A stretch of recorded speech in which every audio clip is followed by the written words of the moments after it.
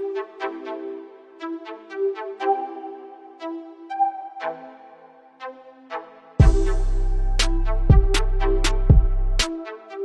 salut à tous les amis, c'est Barry pour la chaîne DreamTech et après 5 mois, voici ma review sur le Moto Z Play. Tout d'abord, il faut savoir que la gamme Moto Z comprend 3 smartphones. Le Moto Z Force qui n'est pas destiné pour le continent européen, le Moto Z qui est le plus haut de gamme et le Moto Z Play qui est le plus abordable. Le Moto Z Play est le plus abordable, mais est-il moins bon pour autant? Eh bien non, son processeur Snapdragon 625 le destine à se situer dans le groupe des milieux de gamme. Et d'ailleurs, son prix aussi, car aujourd'hui on peut le trouver facilement en dessous de 350 €. Mais pourtant, ce téléphone a tout d'un grand et n'a pas à rougir face à la puissance des smartphones chinois comme OnePlus ou Xiaomi. Comme vous pouvez le voir, le smartphone dispose d'un écran de 5,5 pouces en Full HD avec un capteur d'empreinte digitale sur la face avant qui propose jusqu'à 5 empreintes digitales. D'ailleurs, cet capteur d'empreinte est très rapide. Nous avons un appareil photo de 16 mégapixels à l'arrière et un appareil photo de 5 mégapixels à l'avant avec un flash. Le smartphone est plutôt épais et sur la face arrière, nous avons un revêtement en verre et waouh, qu'est-ce que c'est ces connecteurs? Eh bien oui, ce smartphone qui est déjà parfait avec un processeur qui fait le taf partout, un appareil photo qui rend des clichés absolument magnifiques et une autonomie absolument monstrueuse. Pour point de comparaison, j'utilise le Xiaomi Mi Mix qui m'appartient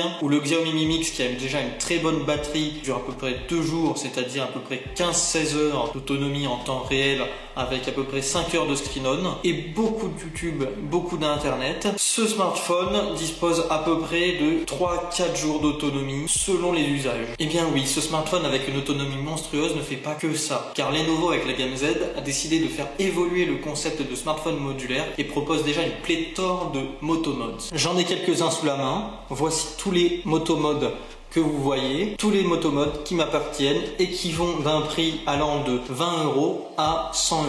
Donc voici tous les motomodes qui sont proposés aux alentours de 20 €. Alors il y en a beaucoup plus, ce sont simplement des steel shells, c'est-à-dire des protections sur la face arrière qui proposent un style tout à fait original. Lenovo veut absolument proposer des smartphones avec une autonomie incroyable. Déjà le Moto Z Play a une autonomie énorme, mais Motorola propose tout de même une batterie externe de 2000 mAh que l'on peut clipser directement avec le smartphone. Alors bien sûr, le smartphone devient beaucoup plus épais qu'à la base, et il est déjà très épais, mais nous avons directement une batterie externe branchée sur le smartphone. Enfin, dernier mode à ma disposition, c'est le Moto Mode JBL qui propose en fait une enceinte directement clipsée au smartphone et qui propose du coup une puissance largement revue et des basses beaucoup plus intenses. Donc ce Motomode JBL est le plus cher, il coûte 100 €, le Motomode de batterie coûte 70 € et les Steel Shells coûtent tous dans les environs de 20 €. Il existe encore 2 autres motomodes, le Hasselblad qui est un motomode pour avoir un objectif qui permet de zoomer, qui a un motomode qui coûte 250 € et un motomode projecteur qui vous permet de projeter toutes vos vidéos sur votre smartphone directement sur un mur à la manière d'un réel picoprojecteur. Bref, ce Moto Z Play est tout simplement une tuerie et je conseille à tous les utilisateurs qui veulent un smartphone avec une très bonne autonomie mais qui veulent un vrai smartphone qui fonctionne et non un processeur de calculatrice d'acheter ce smartphone.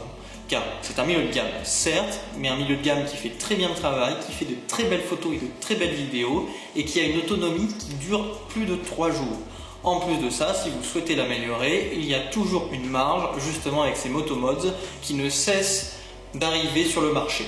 J'espère que cette review sur le Moto Z Play vous a plu. Si elle vous a réellement plu, n'hésitez pas à mettre un pouce bleu et à le dire en commentaire. C'était tout pour moi, c'était Barry pour la chaîne DreamTech. Ciao ciao.